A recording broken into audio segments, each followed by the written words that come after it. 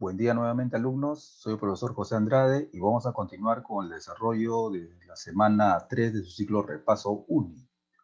Y vamos a desarrollar la dirigida, ¿ya? Del tema del sector público. Pregunta 1. El cobro de tributos de parte del Estado tiene como fin generar recursos con el objetivo de trasladarlos a los que más lo necesitan. Esto con la finalidad de cumplir con su función. Acá nos están hablando de las funciones que tiene el Estado, ¿no? Y recordando la función del Estado, tenemos pues la función proveedora. En la función proveedora el Estado nos provee de esos bienes y servicios que el sector privado no nos quiere brindar porque no les conviene o no tienen ganancias, ¿no? En la función redistribuidora se llega a los más necesitados, ¿no? Ahí tenemos los programas de pensión 65 o los desayunos escolares como Caliwarma o Beca 18, ¿no? En la función estabilizadora, el Estado busca, pues, en este caso, disminuir o eliminar, pues, esos problemas que generan inestabilidad, ¿no? O sea, acá se debe controlar la inflación, se debe reducir el desempleo, ¿no? En ese caso. Y la función reguladora ya tiene que ver, pues, con las normas, leyes que el Estado, nos hace cumplir, ¿no? Para regular, pues, por ejemplo, los mercados, ¿no? Para que no haya el abuso de poder de algunas empresas, ¿no? Regular, o que el mercado funcione lo más competitivo posible, ¿no? Entonces, en ese sentido, a ver, leyendo la pregunta, ¿no? Con el objetivo de trasladarlos a los que más lo necesitan, ¿no? O sea, los que más lo necesitan está cumpliendo su función redistribuidora, ¿no? Está cumpliendo, haciendo llegar a las personas más pobres, por ejemplo, lo que es pensión 65, ¿no?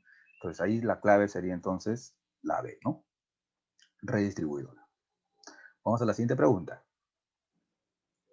Pregunta 2, ¿no? Ya, pregunta 2. Vamos por acá, a ver. Dice, el sector público es un agente que interviene en la economía, por supuesto, ¿no? Lo regula, lo controla, ¿no es cierto? Creando leyes que regulan la forma de actuar de los agentes económicos a la hora de acudir, ¿no? Esta es la función reguladora del Estado, ¿no? Es la función reguladora del Estado, creando leyes, normas que todos debemos cumplir, ¿no? Con el fin de controlar los mercados que funcionen de una manera más competitiva y transparente, ¿no? Tomando decisiones sobre lo que deben consumir las familias. Bueno, acá no, ¿no? El Estado no toma decisiones sobre lo que deben consumir las familias. Las familias son libres de elegir, ¿no? El mercado peruano es libre y se rige según, y los precios inclusive se determinan por la libre oferta y demanda, ¿no? Y las familias son libres de tomar sus elecciones, ¿no? Ofreciendo bienes y servicios básicos que los agentes privados no proveen en la cantidad requerida por la población, ¿no?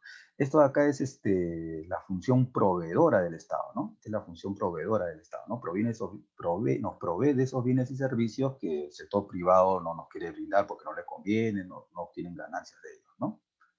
Entonces, a ver, veamos acá la solución, ¿no? Acá nos han presentado la imagen del Palacio de Gobierno, es el centro del poder del cual emana la política económica, ¿no? La política económica son las decisiones que toma el gobierno, ¿no? También es el principal promotor del desarrollo económico y social, ¿no? Es un ente regulador, ¿no? O sea, el Estado es un ente regulador de los diversos sectores económicos, ¿no? También. Y entre sus funciones tiene la capacidad de producir los bienes y servicios que requiere la sociedad, ¿no? Ya sea porque los agentes privados no pueden o porque no quieren, o no ven rentabilidad en proveernos de esos bienes y servicios. Y para eso está el Estado, para proveernos, ¿no? De un hospital, de un colegio, nacionales, ¿no? Que necesita la población, ¿no? Entonces acá creo que ya hemos ido determinando la clave. Solamente la uno y 3 son las correctas, ¿no? Muy bien, vamos a la siguiente pregunta. Pregunta 3. El arrendador de un inmueble es quien, además de cobrar por el alquiler de su local, debe pagar al Estado qué tipo de impuesto.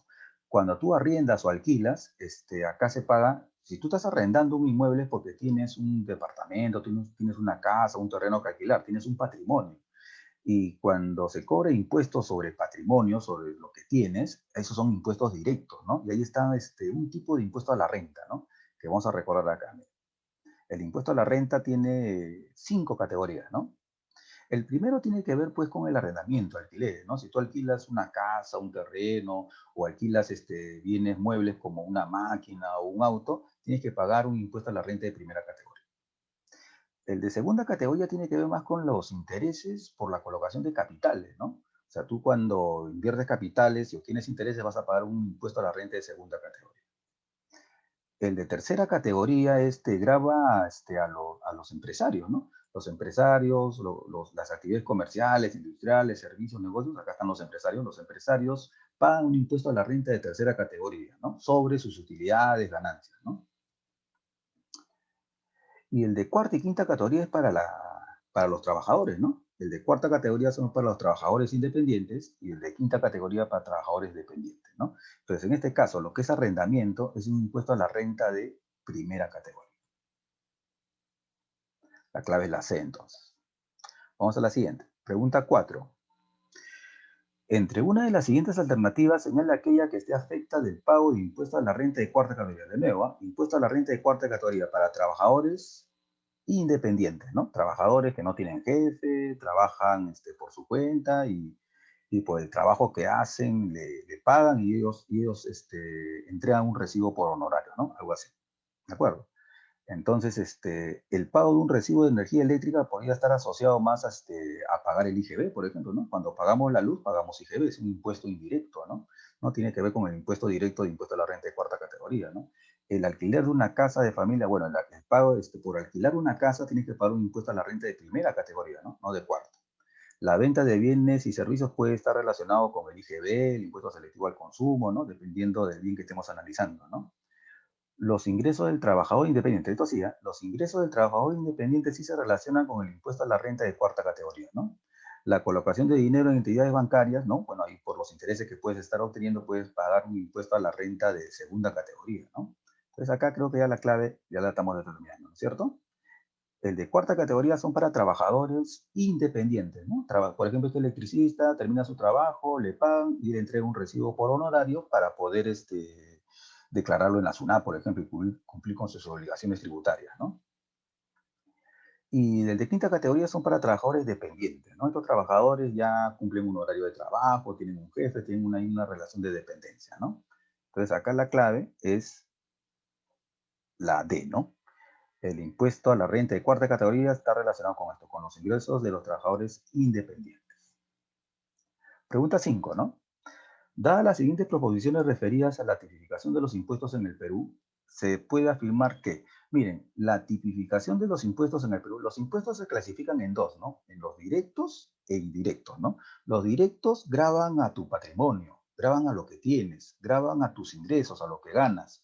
Si eres empresario, le graban a tus ganancias, ¿no? O sea, los impuestos directos graban a tus ingresos, tu patrimonio, por ejemplo, si tienes casa, auto, van a aplicarle un impuesto a la renta ahí, ¿no? En cambio, los impuestos indirectos van más va por el lado de la compra-venta, ¿no? Ahí están los impuestos indirectos, ¿no? Por ejemplo, el impuesto selectivo al consumo es un impuesto indirecto, ¿no? Y el impuesto a las utilidades, entiendo utilidades como ganancias, este es un impuesto a la renta de tercera categoría, es un impuesto directo, ¿no? Acá hay un indirecto y directo, ¿no? Impuesto selectivo al consumo por el lado de la compra-venta, ¿no es cierto? Impuesto selectivo al consumo se le aplica a la cerveza, al tabaco, al alcohol, a las apuestas, ¿no? Y el impuesto a las utilidades, a las ganancias. Si tú eres un empresario, tienes utilidades, ¿no? Pagas un impuesto directo, un impuesto a la renta de tercera categoría. Entonces están mezclando un indirecto con directo, ¿no? Acá me dice, ¿son impuestos directos? No, solamente el impuesto a las utilidades, ¿no? Es el impuesto a la renta de tercera categoría, ¿no? Y el primero es indirecto, más bien, ¿no? Impuesto selectivo al consumo indirecto. Entonces la clave, la A no es, ¿no es cierto? Impuesto a las transacciones financieras, ITF, es un impuesto indirecto y el impuesto al patrimonio predial es un impuesto directo, ¿no? Te lo cobra la municipalidad, ¿no? Por tener tu casa, te cobran un impuesto al patrimonio predial, ¿no? Por tener tu casa nomás, no te has comprado tu casa, nada, simplemente por tener tu casa, por ser tu patrimonio, todos los años tienes que pagar un impuesto al patrimonio predial, ¿no es cierto? Bueno, entonces el ITF es indirecto y el segundo es directo, ¿no? Y dice que ambos son indirectos, esta también falla. La C. El impuesto general a las ventas es un impuesto indirecto y el impuesto selectivo al consumo también es indirecto. Ambos son indirectos. La C está bien, ¿de acuerdo? Para acabar el análisis nomás, el IGB indirecto y el impuesto a la propiedad vehicular es un impuesto directo. Por tener auto, no te estás comprando el auto, nada. Simplemente por tener el auto tienes que pagar un impuesto a la propiedad vehicular. Le están aplicando a tu patrimonio, a tu auto. Ese es un impuesto directo. Ya te dice que son impuestos indirectos. No, solamente el IGB es indirecto. El segundo es un impuesto directo. El impuesto a la renta de personas naturales, bueno, el impuesto a la renta que se le aplica a las personas naturales es un impuesto directo, ¿no? Y el ITF es un impuesto indirecto, ¿no? Ambos no son directos. Entonces, la clave correcta, ¿no es cierto? Acá tenemos, ¿no? Los impuestos se dividen en dos, ¿ah? En impuestos directos que le aplican a lo que ganas, a tu patrimonio, a tus ganancias, utilidades si eres empresario, y los impuestos indirectos que están más por el lado de la compra y venta, ¿no? Entonces acá la clave, la correcta era la C, porque tanto el IGB como el impuesto selectivo al consumo, los dos son impuestos indirectos. ¿Está bien? Los dos son impuestos indirectos. Pregunta 6. Los incrementos de los impuestos generan efectos contractivos en la economía. Claro, a nadie le gusta pagar impuestos, ¿no? Entonces, cuando el gobierno sube los impuestos, puede generar, pues, en los empresarios, en los trabajadores, algún efecto negativo, ¿no? Los impuestos indirectos, como el IGB, es a través de los precios. Claro, el IGB nos los cobran a través de los precios, ¿no? Cuando compramos un televisor, una lacto, ¿no es cierto? Y los impuestos a la renta, el impuesto a la renta es un impuesto directo, ¿no? Y los impuestos a la renta de las personas son los directos a través de qué. Entonces, a las personas yo le puedo cobrar impuestos directos y le cobro impuestos directos sobre lo que tienen, ¿no? Sobre su patrimonio o lo que ganan, sobre su salario, ¿no? Sus ingresos, ¿no? Entonces, vamos a analizar esta parte. Ahora. Mire, ¿eh? Entonces, acá. El impuesto general a las ventas, por ejemplo, me hablan del impuesto general a las ventas, ¿no? Se aplica pues a las operaciones de venta, ¿no? Importaciones de bienes. Miren, los productos importados, aparte de pagar aranceles, también pagan IGB, miren, ¿eh? Así como la prestación de distintos servicios comerciales también, ¿no? Bienes muebles también, ¿no? Cuando tú te compras un televisor, una refrigeradora, pagas IGB, ¿no? Los contratos de construcción también, los contratos de construcción también pagan IGB. O la primera venta de un inmueble, ¿no? La primera venta de un departamento, la primera venta de una casa paga IGB, ¿no? El impuesto a la renta, ¿no? Es el impuesto que grava la renta proveniente del capital de trabajo, ¿no? Trabajadores dependientes e independientes, ¿no? De lo que ganan estos trabajadores van a pagar un impuesto a la renta, ¿no? Actividades comerciales también, ¿no? Claro, las actividades comerciales, los empresarios también pagan impuesto a la renta, ¿no? De tercera categoría. Dice también que son aquellos impuestos que gravan o afectan los ingresos. Ahí están los ingresos, ¿no? Los ingresos de los trabajadores también pagan impuesto a la renta. Entonces acá, ¿no? Los impuestos a la renta de las personas es a través de qué? Del ingreso, ¿saben? De lo que ganan. Ahora, no todos los trabajadores pagan impuesto a la renta, no todos los trabajadores de su sueldo le descuentan el impuesto a la renta. En estos momentos, para que a un trabajador le descuenten el impuesto a la renta, tiene que ganar más de 2.500 soles, más o menos. ¿Ah? Tiene que tener ingresos mayores a 2.500 soles para que recién cada mes le descuenten el impuesto a la renta. Muy bien. Pregunta 7. ¿Qué documento registra la proyección de los ingresos y gastos del sector público? ¿Qué documento registra esa proyección, no? Te proyectas para futuro, qué ingresos vas a tener, qué gasto vas a tener. Eso es un presupuesto, ¿no? Y en el caso del Estado estamos hablando del presupuesto público, ¿no? Es un documento que se aprueba por ley en el Congreso, ¿no? Es un documento en el cual el Estado prevé sus ingresos y planifica sus gastos, ¿no? Para un periodo determinado, generalmente un año. O sea, en el presupuesto público se prevé, ¿no? Un año antes, o sea, se prevé todos los ingresos que va a tener el Estado peruano y todo lo que va a gastar, ¿no? Ese es el presupuesto público. ¿De acuerdo? Por ejemplo, para el año 2020 se proyectó en el presupuesto, se proyectó un presupuesto de 177.000 millones de soles, ¿no? Y para este año 2021 se está proyectando un presupuesto de 183.000 millones de soles, ¿no?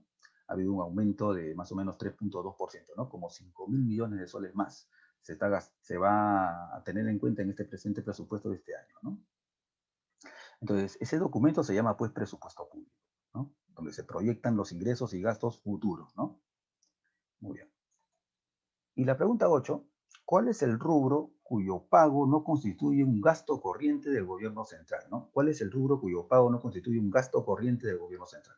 A ver, gastos corrientes, ¿no? Acá vemos la estructura del presupuesto, ¿no? En la estructura del presupuesto podemos tener los ingresos y los egresos, ¿no? Y en los egresos, en la estructura del presupuesto, en los gastos públicos o egresos tenemos los gastos corrientes, ¿no? ¿Qué tenemos en los gastos corrientes? Los gastos corrientes son gastos permanentes del Estado, o sea, todos los años los realiza, no puede dejar de hacerlo, ¿no? Ahí están las remuneraciones, ¿no? Ahí están los sueldos de los maestros, los sueldos de los doctores, enfermeras que trabajan en hospitales públicos, tienen que pagarlo todos los años, ¿no? Los previsionales también, ¿no? Los pagos de la ONP, ¿no? Los pagos a los pensionistas también todos los años tienen que hacerlo, ¿no? Las transferencias, ¿no? Los programas sociales como Caliwarma, Pensión 65, también todos los años lo tiene que gastar, ¿no? La reserva de contingencia también, ¿no? Para eventos no previstos, ¿no? Por ejemplo, siempre en el presupuesto hay este rubro reserva de contingencia, ¿no? Es un monto que se destina a gastos no previstos, ¿ya? A gastos no previstos. Por ejemplo, en el 2020, esta reserva de contingencia ha servido para afrontar los gastos que ocasionó el COVID. El COVID nadie pensaba que iba a suceder, ¿no? Pero esta reserva de contingencia ha servido para paliar un poco eso, ¿no? Compra de bienes, servicios, todo esto, ¿no? Muy bien. Entonces, ¿cuál es el rubro cuyo pago no constituye un gasto corriente? O sea, ¿cuál de ellos no está aquí, ¿no? En los gastos corrientes. Las transferencias sí están, ¿no? Los servicios, ¿no? Compras de bienes y servicios también. Las remuneraciones también están, ¿no es cierto? Los bienes también acá, ¿no es cierto? Las amortizaciones sí no están acá. Las amortizaciones son cuando pagas tu deuda, ¿no? Ahí está, servicio de deuda, amortizaciones, ¿no? Solamente la amortización disminuye tu deuda. Si tú le debes a alguien, amortizando disminuye tu deuda, porque aparte de eso tienes que pagar los intereses, ¿no?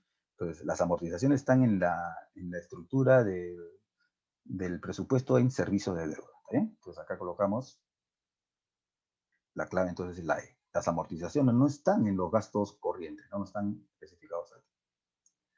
Muy bien, muchas gracias por la atención y será hasta una próxima oportunidad.